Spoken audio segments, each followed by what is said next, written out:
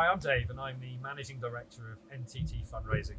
And over the past few weeks, we've been pushing out a series of videos that have dug into our 30 years experience of data-driven marketing to produce some tips and advice for people looking to perhaps get involved in this for the first time. This video is tip number 2. Make sure they're signing your terms, you're not signing theirs.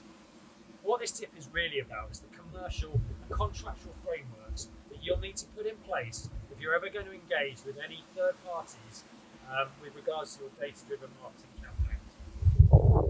Now, obviously, contracts and contractual law is a huge topic, and I'm not going to go into it in any real detail in this video.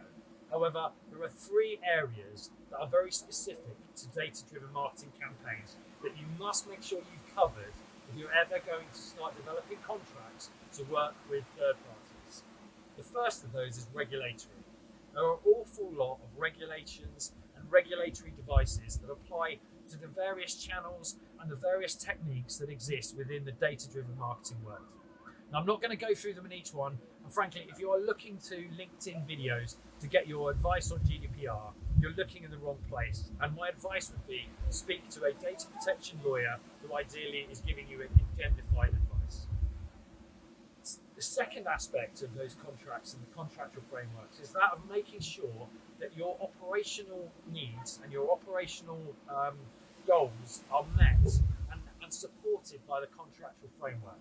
So, for example, if you're looking for quality donors or quality customers, do not build a commercial framework that is going to incentivize high volume. Build the commercial framework to support the objectives of the campaign that we discussed in the last video. And the third part is to make sure that anyone carrying out your wishes and your instructions on your behalf gives you full access to what is happening. Make sure that you can get evidence of consent if and when you need it. Make sure that you have in your contract the abilities to audit and check and confirm that your instructions are being able to be carried out properly. Because there is no point in discovering that those things are not done properly when you have received or if you receive a letter from a regulator. Making sure they are done on day one and consistently maintained throughout any campaign will allow you to focus on driving the campaign rather than worrying about the compliance needs of the campaign. So they're the 3 main areas that you need to cover when looking at any third-party contracts.